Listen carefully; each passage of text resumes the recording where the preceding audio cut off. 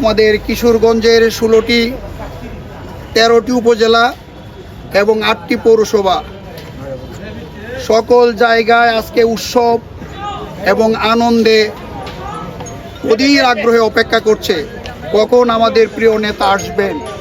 কারণ গত 17 বছর আমরা রাজপথে আন্দোলন সংগ্রাম করেছি, স্লোগান দিয়েছি, তারেক রহমান বীরের বেশে আসবে ফিরে বাংলাদেশে।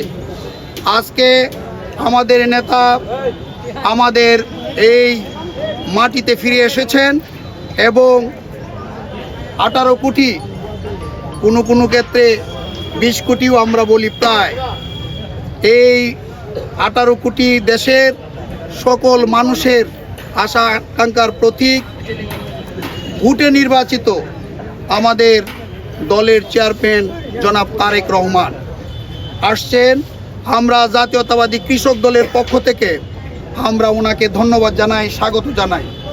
ওনাকে ধন্যবাদ স্বাগত জানানোর জন্যই আজকে কিশোরগঞ্জ সদর এবং কিশোরগঞ্জ পৌরসভার সকল পর্যায়ের নেতা কর্মীরা উৎফুল্ল উল্লাসে আনন্দ মিছিল করেছে।